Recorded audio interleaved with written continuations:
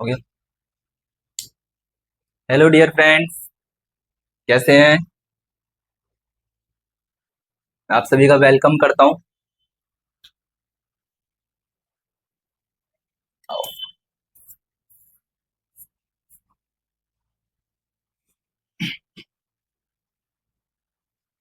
All important questions जो अभी तक के हमारे कोई सा भी गवर्नमेंट एग्जाम रहा हो, एसएससी, सीजीएल, सीएचएसएल, एमटीएस का या फिर रेलवे का कोई भी एग्जाम रहा हो, उसमें जो जो अभी तक आपसे इम्पोर्टेंट क्वेश्चंस पूछे गए हैं, आज हम उनको एक बार देखेंगे कि कौन कौन से इम्पोर्टेंट क्वेश्चन है जीके के। ठीक है, जीके और जीएस के। स्टार्ट करते हैं अपनी क्लास को। ठीक है, पहला क्वेश्चन है, निम्नलिखित में से कौन सी चिली की मुद्रा है? निम्नलिखित में से कौन सी चिली की मुद्रा है? पैसो, यूरो, डॉलर या पाउंड? जल्दी से चिली की मुद्रा बतानी है डियर। पैसो, यूरो, डॉलर या पाउंड? चिली की मुद्रा कौन सी है? जल्दी से।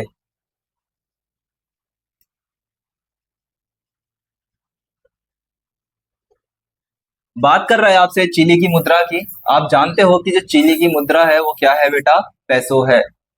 चिली की मुद्रा वर्तमान समय में अगर हम 2025 की बात करें कि जो चिली की मुद्रा है वो क्या है? आपकी पैसो है। ठीक है, और उसको पैसों के नाम से ही जाना जाता है। ये भी आपका एसएससी का ही क्वेश्चन है। ये आपसे एसएससी में पूछा गया जीके का क्वेश्चन है, ध्यान रखेंगे। ठीक है, जीके का क्वेश्चन है एसएससी 2000। आगे चलते हैं नेक्स्ट क्वेश्चन पे।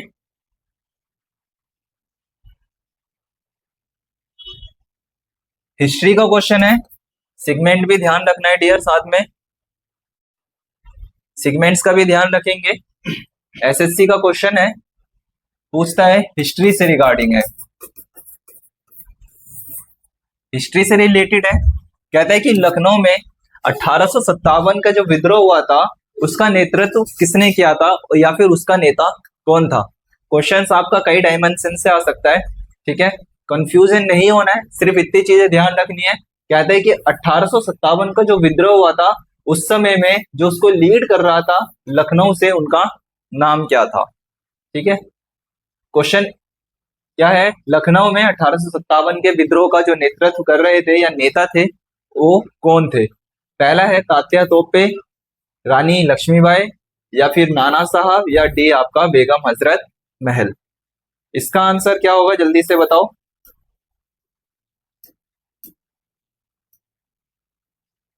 आंसर डी क्या होगा बेटा? Dear students, my friends, answer number D. जिस समय 1857 का युद्ध चल रहा था, आपको पता होगा रानी लक्ष्मीबाई, तात्या तोपे या अरब मंगल पांडे या दिल्ली की अगर हम बात करते हैं तो दिल्ली के जो उस समय में नवाब थे वो उनका नेतृत्व कर रहे थे। सेम उसी प्रकार से लखनऊ से 1857 की जो क्रांति हो रही थी अंग्रेजों के खिलाफ, स्वतंत्रता संग्राम भी माना जाता है जिसको पहला, उसका नेतृत्व लखनऊ से कौन कर रहे थे? बेगम हजरत महल के द्वारा उसका नेतृत्व किया जा रहा था। ठीक है, इसका आंसर हो गया आपका डी। हिस्ट्री से पूछा गया क्वेश्चन है, ध्यान रखेंगे। ठीक है, question number third, quantum theory of radiation का आविष्कार किसने किया था? साइंस का क्वेश्चन है, किसका डियर? साइंस का क्वेश्चन है। इस क्लास में आपको जीके से रिलेटेड जितनी भी आपके सब्जेक्ट्स होते हैं, चाहे वो हिंदी हो, इंग्लिश हो, मैथ्स हो या फिर जीके साइंस हो, सब चीजों का आपका जीके के क्वेश्चन दिए जाएंगे। कहता है कि क्वांटम थ्योरी ऑफ रेडिएशन का आविष्कार किसने किया था? आपको याद होगा जब आप क्वांटम थ्योरी के बारे में बात करते हैं तब कहते हैं कि जो इनके फाउंडर थे उनका नाम क्या था? प्लैंक था। क्या था? उनके फाउंडर का नाम क्या था डियर? प्लैंक था। ओके, अगर आप सभी को भी लगता है तो आप भी इसका आंसर कर सकते हैं। क्या क्या नाम है उनका? प्लैंक। आओ ध्यान रखेंगे, क्वांटम थ्योरी से रिलेटेड क्वेश्चन आता है तो उनका नाम क्या था? प्लैंक था। ठीक है, आगे चलते हैं नेक्स्ट क्वेश्चन की तरफ।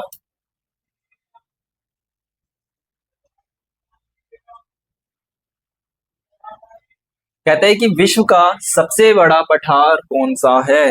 विश्व का सबसे बड़ा पठार कौन सा है?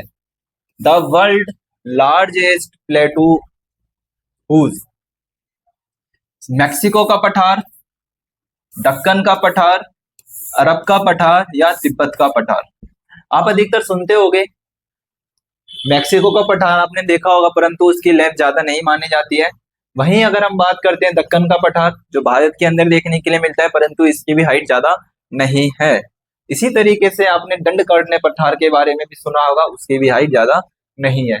अरब का पठार और तिब्बती पठार, अधिकतर आप कॉपीज में बुक्स में पढ़ते हो कि तिब्बती पठार विश्व का सबसे बड़ा पठार माना जाता है। कौन सा है? D. D is the right answer. ठीक है, ध्यान रखेंगे किस कौन से सेगमेंट से है ये? जियोग्राफी से क्वेश्चन है। कहां से आया बेटा ये question? Answer number is D.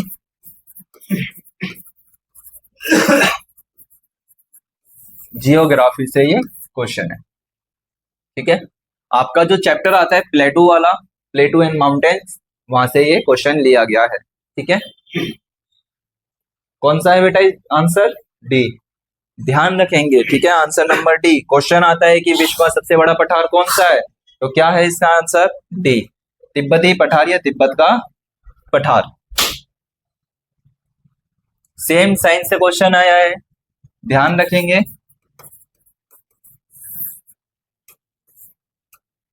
Science का क्वेश्चन है, कहता है कि निम्नलिखित में से कौन सा तत्व हवा में एक प्रमुख अनुपात में मौजूद है? जल्दी बताओ, निम्नलिखित में से कौन सा तत्व हवा में एक प्रमुख अनुपात में मौजूद है? ऐसे कौन सा तत्व है जो हवा में पाया जाता है, जो एक सफिशिएंस रेशो में अवेलेबल होता है? यू आर ऑल्सो नाउन अस। अगर आप देखते हो, आपको सबसे ज्यादा मात्रा किसकी नजर आती है? आप कहोगे कि सर सबसे ज्यादा मात्रा आती है हमको नाइट्रोजन की, देन उसके बाद ऑक्सीजन की, है ना, नाइट्रोजन के बाद ऑक्सीजन की, ऑक्सीजन के बाद नाइट्रोजन, ऑक्सीजन। ये कुछ मात्राएं हैं जो आपको नजर आती है, और सबसे ज्यादा भारी मात्रा में आपको नजर आने वाली चीज का है, क्या है? क्या ऑक्सीजन है, नाइट्रोजन है, कार्बन डाइऑक्साइड है या आर्गन? कौन सा है? निम्नलिखित में से कौन सा तत्व हवा में एक प्रमुख अनुपात में मौजूद होता है? आप जानते हो हमारा जो पूरा एनवायरनमेंट है, या जो हमारी प्रॉपर अर्थ है, इसके अंदर एक गैस है जो सबसे ज्यादा क्वांटिटी में होती है, वो कौन सी है डियर? नाइट्रोजन। कौन सी? Nitrogen gas. ध्यान रखेंगे, ऑक्सीजन को ध्यान रखेंगे, इसको प्राणदायक वायु भी कहा जाता है या प्राणदायक गैस भी कहा जाता है। क्वेश्चन पूछता है कि ऐसी कौन सी गैस है जिसे प्राणदायक कहते हैं? आप लिखोगे ऑक्सीजन। ठीक है, क्या रहोगे? ऑक्सीजन। वहीं कार्बन डाइऑक्साइड की बात करते हैं तो आपको पता होगा फोटोसिंथेसिस जो प्रोसेस होता है, जो प्लांट्स के लिए, जो ट्रीज करते हैं, उसके लिए इंपॉर्टेंट होता है। ठीक है, आगे चलते हैं। इसका आंसर क्या है? इसका आंसर बी है। बी क्या है? नाइट्रोजन। ठीक है, नाइट्रोजन सभी जीवों के लिए इंपॉर्टेंट होता है। उसी तरीके से नाइट्रोजन की कैपेसिटी भी आपको पता है ज्यादा होती है, और ये हवा में अधिक मात्रा में रहता भी है। आगे करते हैं। निम्नलिखित में से किस देश की राजधानी बैंकॉक है? क्वेश्चन है, ध्यान से। निम्नलिखित में से किस देश की राजधानी बैंकॉक है और रबर का वो प्रमुख उत्पादक भी है। ऐसा कौन सा देश है? देखो बेटा, दो क्वेश्चन बनते हैं यहाँ से भी। कहता है कि पहला तो एक तो आपको क्या बतानी है, ऐसा कौन सा है जिसकी राजधानी क्या है आपकी बैंकॉक है, और साथ में ये जो है बैंकॉक ये क्या है, रबर का भी उत्पादक करता है। क्या है इसका answer? Answer A Thailand, answer B चीन, आंसर सी या ब्राजील, या आंसर डी घाना। जल्दी बताएंगे क्या है इसका आंसर। निम्नलिखित में से किस देश की राजधानी बैंकॉक है और रबर का वो प्रमुख उत्पादक भी है? आंसर क्या है इसका आंसर, जल्दी बताएंगे। आंसर ए, आंसर ए क्या है? A Thailand. थाईलैंड बैंकॉक की क्या है, किस देश की राजधानी बैंकॉक है? थाईलैंड की राजधानी आपकी बैंकॉक है और थाईलैंड ही रबर के उत्पादक में महत्वपूर्ण माना जाता है। और साथ में ये भी ध्यान रखेंगे जो व्हाइट एलिफेंट्स है वो कहां पर भी मिलते हैं, थाईलैंड में भी देखने के लिए मिलते हैं। ठीक है, इसका आंसर हो गया आपका ए। आगे चलते हैं नेक्स्ट क्वेश्चन पे।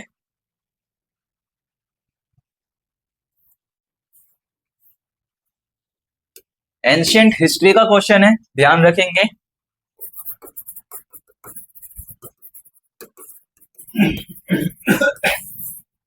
एंशियंट हिस्ट्री का क्वेश्चन है, सतलुज नदी का ऋग्वैदिक नाम क्या है?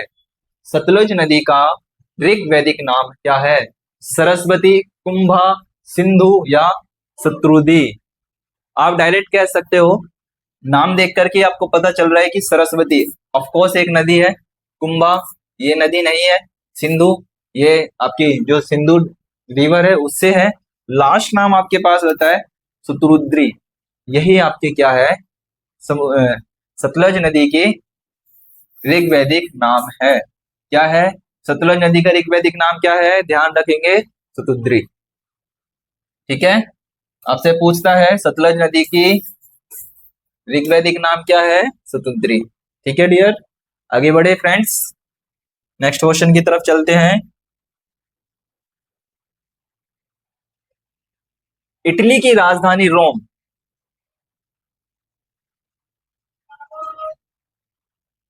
इटली की राजधानी रोम निम्नलिखित में से किस नदी के तट पर स्थित है? इटली की राजधानी रोम निम्नलिखित में से किस नदी के तट पर स्थित है? वर्ल्ड जियोग्राफी से क्वेश्चन है, ध्यान रखेंगे। कहां से है? वर्ल्ड जियोग्राफी का क्वेश्चन है।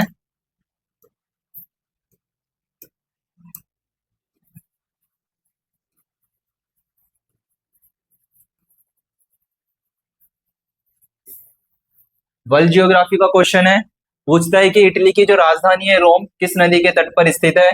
क्या वो नदी टेम्स है, या तीबर है, एवन है, या टाइन है? कौन सी नदी है, जल्दी बताएंगे। इटली की राजधानी निम्नलिखित में से कौन सी नदी के किनारे स्थित है? ध्यान रखेंगे, नदी है आपकी तीबर। कौन सी है? तीबर। इटली की राजधानी क्या नाम है उसका? तीबर है। ठीक है, इटली की राजधानी के बारे में पूछता है कि रोम कौन सी नदी के समीप स्थित है या तट रेखा पर स्थित है, तो आप लगाओगे तीबर। ठीक है, आगे चलते हैं नेक्स्ट की तरफ। ऑप्टिकल फाइबर साइंस का क्वेश्चन है, ध्यान देंगे। कहता है कि ऑप्टिकल फाइबर किस सिद्धांत पर काम करता है? जल्दी बताएंगे, ऑप्टिकल फाइबर किस सिद्धांत पर काम करता है? ठीक है, ऑप्टिकल फाइबर किस सिद्धांत पे काम करता है? प्रकाश का वितरण करता है, विवरण करता है, प्रकाश का अपवर्तन करता है, पूर्ण आंतरिक परावर्तन करता है, या फिर उपरोक्त में से कोई भी नहीं है? यह भी एसएससी का क्वेश्चन है आपके, ध्यान से देखो। आप देख सकते हो डियर कितने इजी इजी क्वेश्चंस आते हैं। एसएससी के क्वेश्चन है सारे के सारे जो पूछे गए हैं, पीवाईक्यूज। PYQs है सारे के सारे। जल्दी ध्यान रखेंगे, जो ऑप्टिकल फाइबर है किस सिद्धांत पे काम करता है बेटा? ये काम करता है आपका पूर्ण आंतरिक परावर्तन के ऊपर काम करता है। किस पे काम करता है? पूर्ण आंतरिक परावर्तन पे कार्य करता है।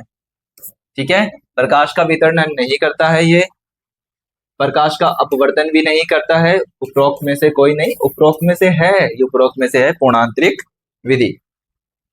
ठीक है, आओ नेक्स्ट की तरफ चलते हैं। क्वेश्चन है, प्रधानमंत्री के कर्तव्य संविधान के किस अनुच्छेद में है अंतर्गत आते हैं?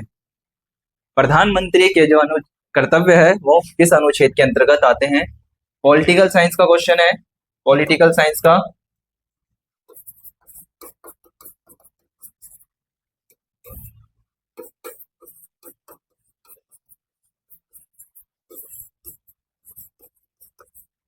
राजनीतिक विज्ञान का क्वेश्चन है, ध्यान देंगे। कहता है कि जो प्रधानमंत्री है उसके कर्तव्य किस अनुच्छेद के अंतर्गत आते हैं? अनुच्छेद 42, अनुच्छेद 78, आर्टिकल नंबर 19 या आर्टिकल नंबर 27। जल्दी बताएंगे कौन से आर्टिकल में आते हैं? बिल्कुल, किसमें आते हैं? Article number 78। कौन सा? Article number 78। A is the right answer. A is the right answer. ठीक है, आगे करते हैं।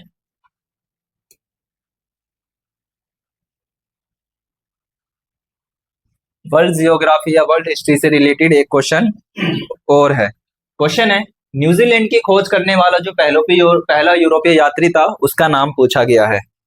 न्यूजीलैंड की खोज करने वाला पहला यूरोपीय यात्री कौन था?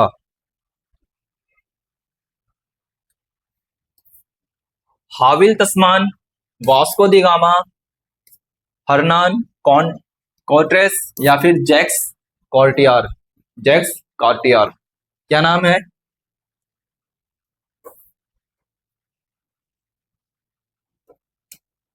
न्यूजीलैंड की खोज करने वाले पहले यूरोपीय यात्री का नाम पूछा है। यूरोपीय यात्री का नाम याद रखेंगे, हाविल तस्मान। कहीं कहीं पर ना आपको हाविल तस्मान का नाम एवेल तस्मान भी देखने के लिए मिलेगा। ठीक है, कंफ्यूज नहीं होना है, दोनों सेम नाम है। ठीक है, चाहे आपको हार्विल मिले या फिर आपको एवेल मिले। ठीक है, चाहे आपको एवेल मिले, कंफ्यूज नहीं करना है। ठीक है, चाहे आपको हार्विल मिले या फिर एवेल मिले, कंफ्यूज नहीं करना है। ठीक है डियर, आओ क्या नाम है उनका? न्यूजीलैंड की खोज करने वाले पहले यूरोपीय यात्री का नाम क्या था? हार्विल तस्मान। हार्विल तस्मान। ठीक है, हाविल तस्मान। आगे बढ़ते हैं।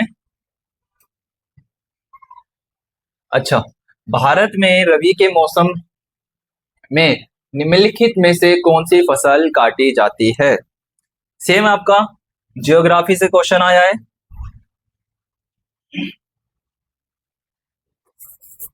जियोग्राफी का क्वेश्चन है,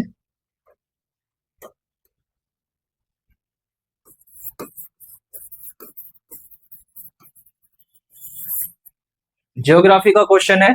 क्वेश्चन कह रहा है कि निम्नलिखित में से कौन सी ऐसी फसल है जो निम्नलिखित में से रबी की, कह रहा है कि ऐसी कौन सी फसल है जो रबी के मौसम में, भारत में रबी के मौसम में निम्नलिखित में से कौन सी फसल काटी जाती है? तो ध्यान रखेंगे, क्या वो ज्वार है, गेहूं, कपास या फिर जूट? भारत में 3 प्रकार की फसलों का उत्पादन किया जाता है। एक होती है रबी और एक होती है खरीफ, और जो तीसरी प्रकार की है उसका नाम है जायद।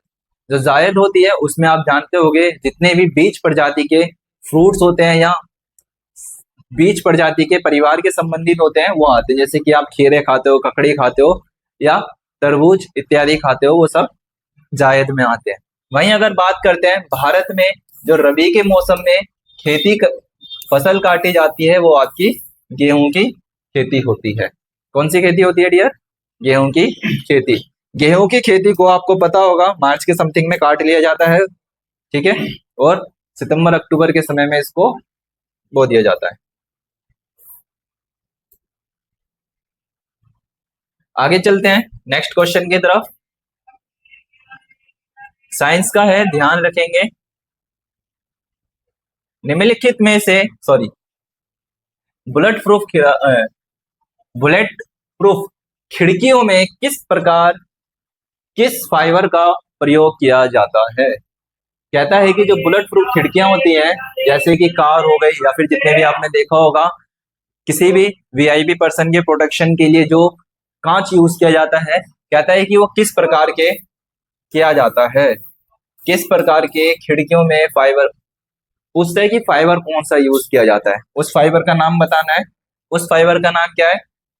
नायलॉन, नायलॉन 6.6, टेरिलीन, पॉलीकार्बोनेट या फिर केवलर। क्या हो सकता है इसमें से? ध्यान देंगे। क्वेश्चन है बुलेट प्रूफ जितनी भी खिड़कियां होती हैं उनमें किस प्रकार के फाइबर का यूज किया जाता है, तो ध्यान रखेंगे जो यूज किया जाता है उसके अंदर होता है पॉलीकार्बोनेट। क्या होता है? पॉलीकार्बोनेट का यूज किया जाता है, जिससे आपने देखा होगा जितनी भी बुलेट प्रूफ होती हैं वो उसको किसी भी प्रकार के बम हो गया या फिर गोली उसको रोन नहीं सकती है। ठीक है, नेक्स्ट क्वेश्चन पॉल साइंस का क्वेश्चन है, पॉलिटिकल साइंस, ध्यान रखेंगे। जियो पॉलिटिक्स का है, किस भारतीय राज्य की सबसे लंबी तट रेखा है? सॉरी, जियोग्राफी का क्वेश्चन है, ठीक है। जियो पॉलिटिक्स से है, जियो इंडियन से। किस भारतीय राज्य की सबसे लंबी तट रेखा है? आपको जानते होंगे हमारे पास भारत में कुछ कोस्टल एरियाज हैं, जैसे कि ये जो कोस्टल एरियाज कहलाते हैं, इन्हीं में पूछता है कि सबसे लंबी जो कोस्ट है वो किस राज्य की है? किसकी है? आंध्र प्रदेश की, या आंध्र प्रदेश की सबसे लंबी है, महाराष्ट्र की, तमिलनाडु की या फिर गुजरात की? आंसर देंगे गुजरात, ठीक है। गुजरात की कितनी है टोटल, लिख करके बताएंगे जल्दी से। गुजरात की टोटल कितनी है, ठीक है। क्या है गुजरात की सबसे बड़ी लंबी क्या है? तट रेखा है। आगे चलते हैं इसका। निम्नलिखित में से किस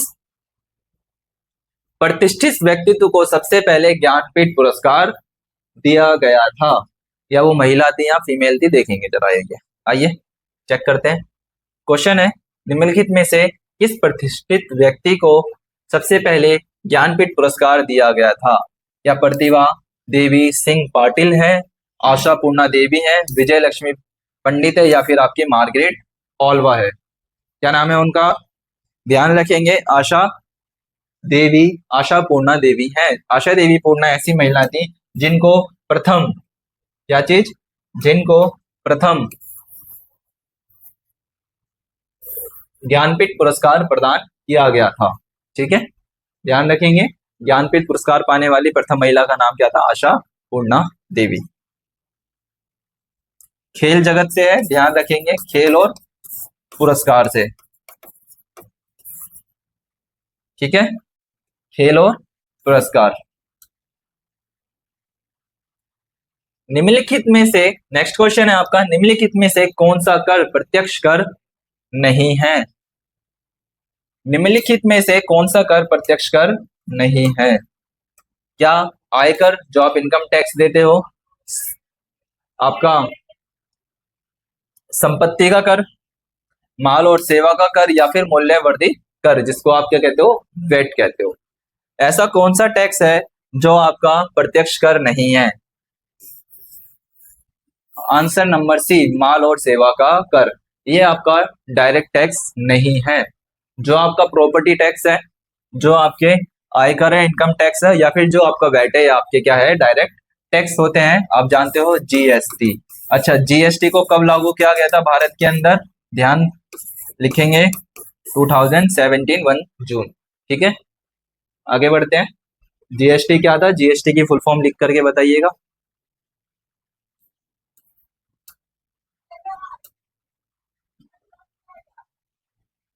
एक और पॉल साइंस का क्वेश्चन है पॉलिटिकल से, कहते हैं कि भारतीय संविधान के किस संशोधन अधिनियम के अंतर्गत पंचायतों की शुरुआत की गई थी?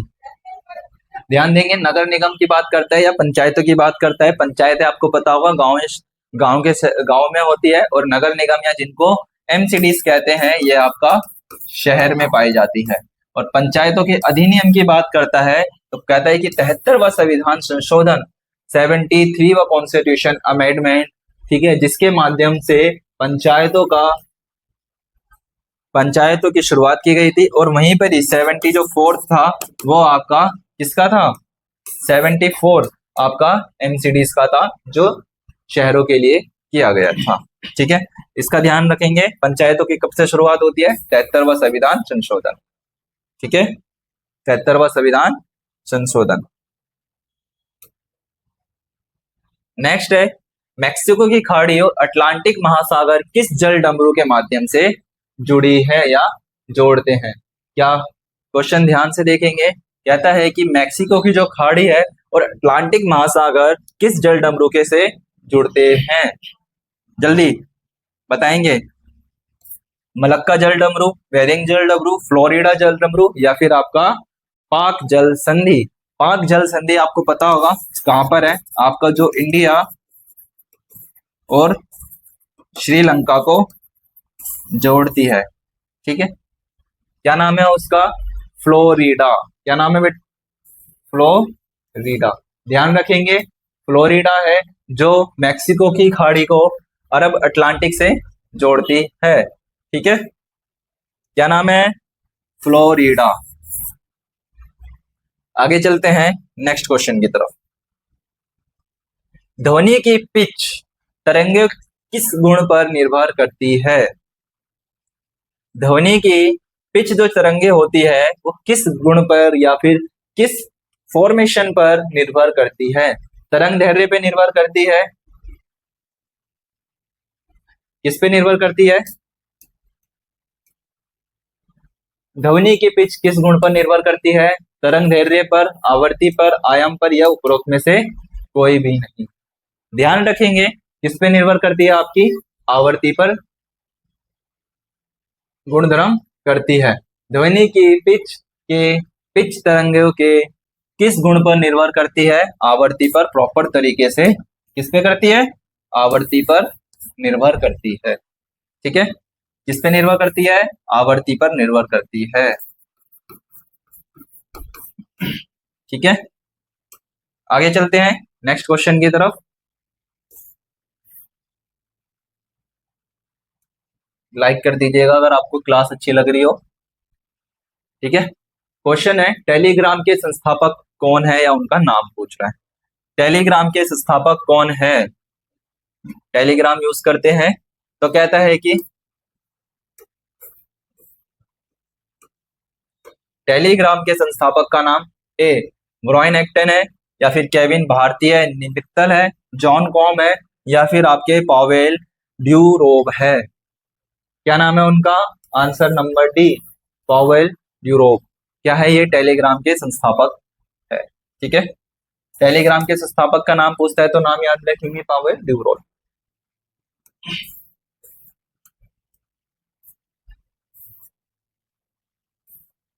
ठीक है, नेक्स्ट क्वेश्चन है, सौर मंडल के किस ग्रह को भोर का तारा कहते हैं? जियोग्राफी का क्वेश्चन है। ठीक है, जियोग्राफी का क्वेश्चन है।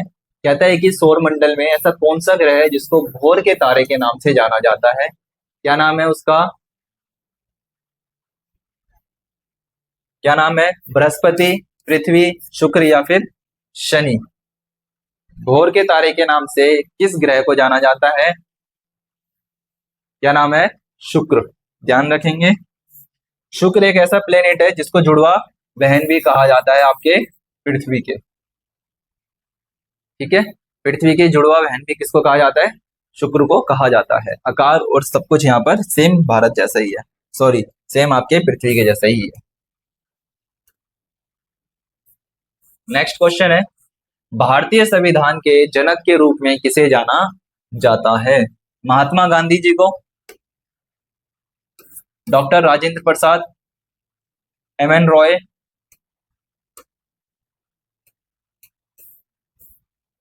भारतीय संविधान के जनक में रूप में किसे जाना जाता है? Mahatma Gandhi, doctor Rajendra Prasad, M.N.. रॉय या डॉक्टर बी.आर. अम्बेडकर। आप सभी जानते हो डॉक्टर बी.आर. अम्बेडकर हमारे भारतीय संविधान के जनक थे और ये हमारे जो प्रारूप समिति के उसके अध्यक्ष रह चुके थे। डॉक्टर राजेंद्र प्रसाद आपके स्वतंत्र भारत के प्रथम राष्ट्रपति थे। आगे चलते हैं।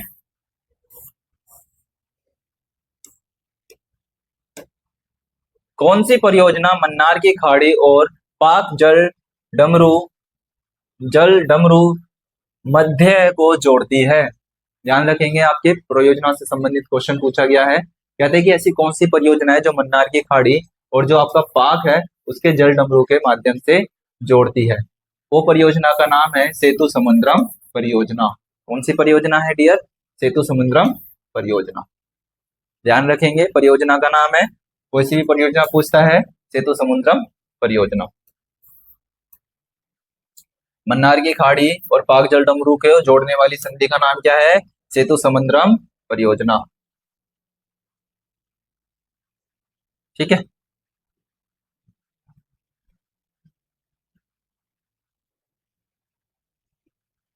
ठीक है। नेक्स्ट क्वेश्चन है आपका, कौन सा उपवेद कला और संगीत से संबंधित है? जानते ही हो उपवेदों के बारे में बात हो रही है, ऐसा कौन सा उपवेद है जो कला और संगीत से संबंधित है? आयुर्वेद,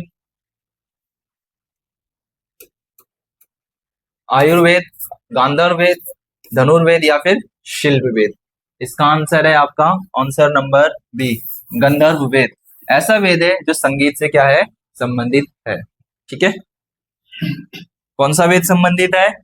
उपवेद के बारे में बात हो रही है, गंधर्व वेद की बात करते हैं। अगर वेदों के बारे में बात होती तो आप जानते हो सामवेद जो संगीत से संबंधित है, और वेदों में Gandharva Veda. Answer number B is the right. ठीक है, आगे चलते हैं।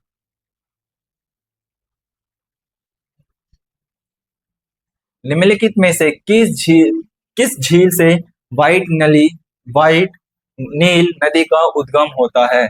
क्वेश्चन काफी अच्छा है यार। कहता है कि निम्नलिखित में से किस झील से व्हाइट जो नदी नील नदी है उसका उद्गम होता है? कौन सी? अल्बर्ट झील, सुपीरियर झील, विक्टोरिया झील या फिर बैकॉल झील? कौन सी ऐसी झील है? क्या पूछ रहा है? ऐसी कौन सी झील है जिससे व्हाइट नील नदी का उद्गम होता है? उस झील का नाम है विक्टोरिया झील। कौन सी है? विक्टोरिया झील। विक्टोरिया झील एक ऐसी झील है जिससे व्हाइट नील नदी का उद्गम स्रोत माना जाता है। ठीक है,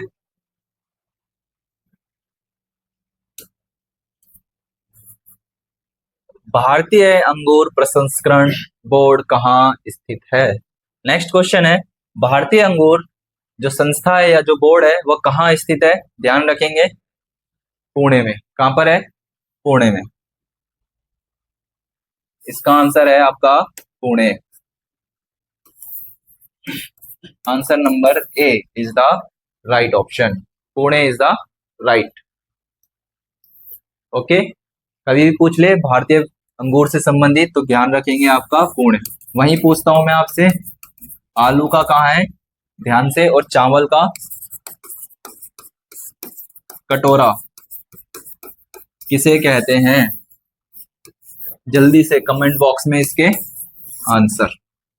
आलू का जो बोर्ड है वो कहां पर है? और सेम उसी तरीके से चावल का कटोरा किस राज्य को कहते हैं? पुणे। ध्यान रखेंगे, जहां पर अंगूर का क्या है? प्रसंस्करण बोर्ड अवेलेबल है। नेक्स्ट चलते हैं। नील क्रांति मुख्य रूप से किस उत्पाद का उत्पादन बढ़ाने के लिए की गई थी? आप जानते हो कि हरित क्रांति खेतीबाड़ी से संबंधित थी। ठीक है, दुग्ध क्रांति या फिर व्हाइट रेवोल्यूशन जिसको कहते हैं वो दूध से संबंधित थी, और जो नीली क्रांति थी वो आपकी मछली से संबंधित थी। किससे संबंधित थी? मछली से संबंधित थी। ध्यान रखेंगे, मछली से संबंधित नीली क्रांति। आगे चलते हैं। नेक्स्ट क्वेश्चन है, निम्नलिखित में से किस मिसाइल को स्वदेशी रूप से विकसित हवा से हवा में एयर टू एयर में मार करने वाली मिसाइल के रूप में जाना जाता है?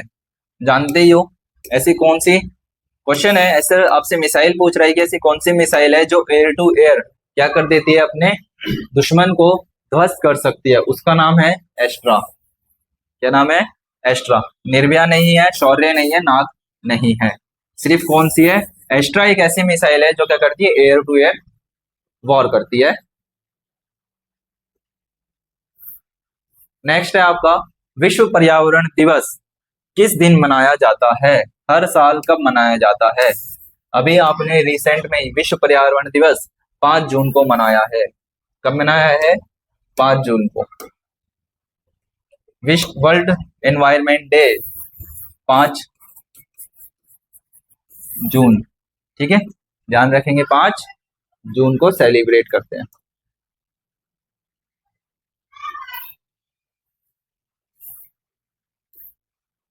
इस जगह को दक्षिण भारत का मैनचेस्टर भी कहा जाता है।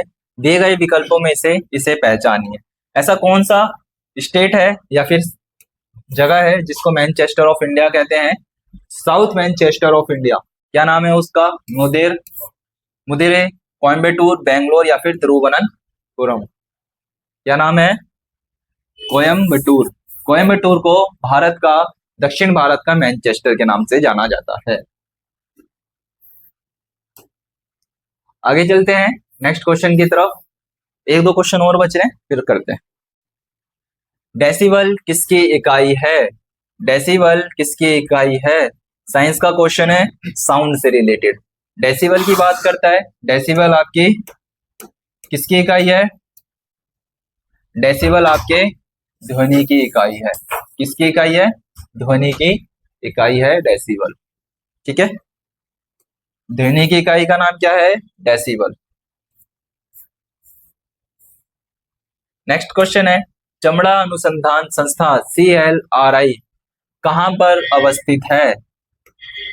चमड़ा अनुसंधान, सेंट्रल चमड़ा अनुसंधान संस्थान कहां पर अवस्थित है? ध्यान रखेंगे चेन्नई में अवस्थित है। कहां पर है? Answer B is Chennai. Answer B Chennai. Answer B Chennai में है। B is the right answer.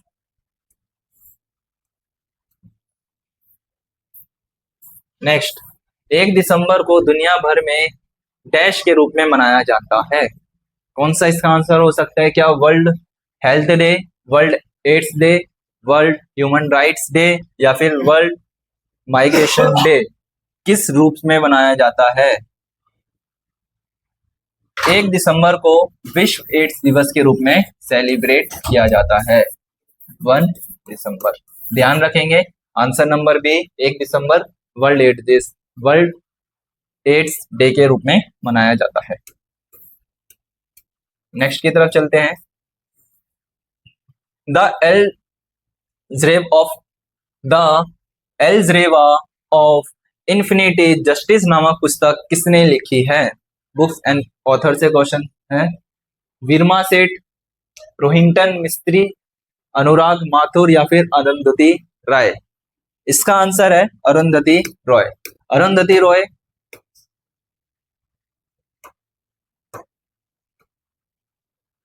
Arundhati Roy आपके द एल्जरेवा ऑफ इन्फिनिटी जस्टिस नामक पुस्तक की लेखक है, ठीक है।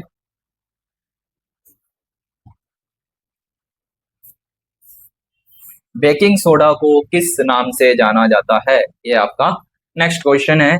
बेकिंग सोडा को किस नाम से जाना जाता है? क्या होगा इसका? सोडियम बाइकार्बोनेट, कैल्शियम बाइकार्बोनेट या फिर आपका कार्बन मोनोऑक्साइड या फिर ब्रोमाइन? ब्रोमाइन आपको पता होगा जब आप पढ़ते हो 10th क्लास में, आप सभी ने पढ़ा था, ठीक है। सोडियम बाइकार्बोनेट किस नाम से जाना जाता है? Sodium bicarbonate.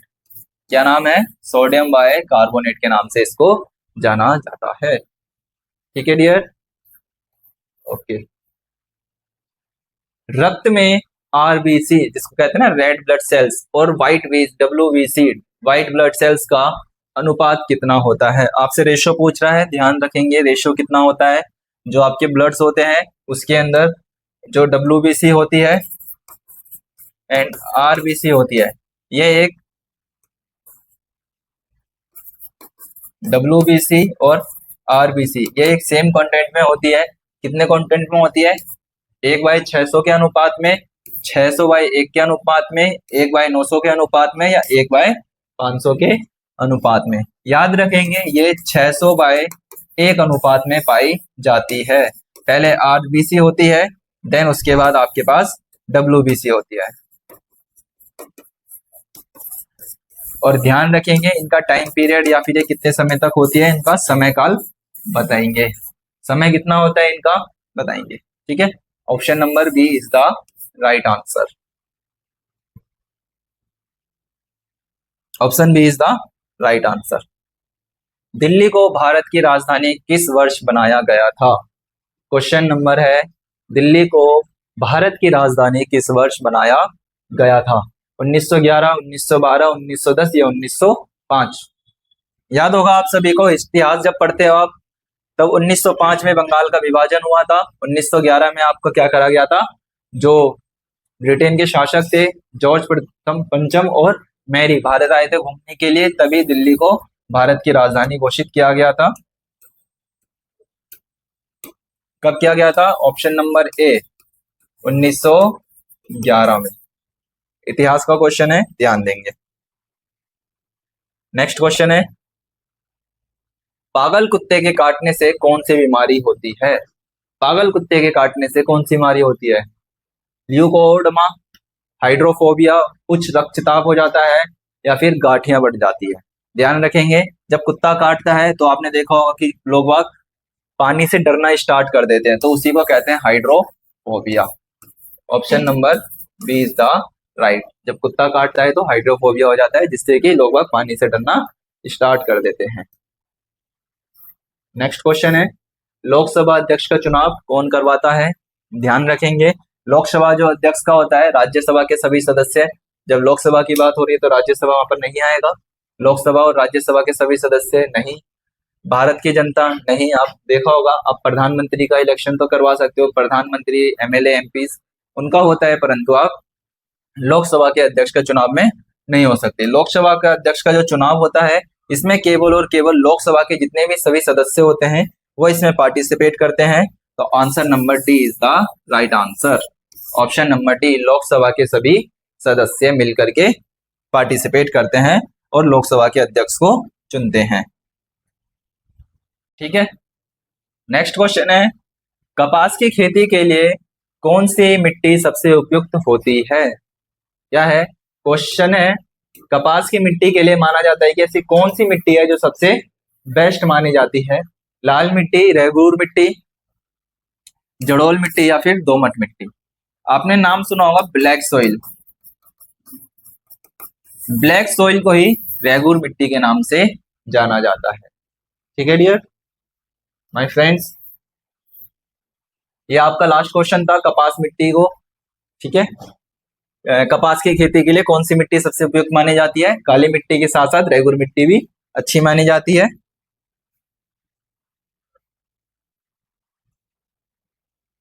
आगे एक छोटा सा कोट है, भरोसा अपने कदमों में रखिए, हवाओं का क्या है, हवाओं तो कभी भी बदल सकती है। आज की क्लास को यहीं खत्म करते हैं।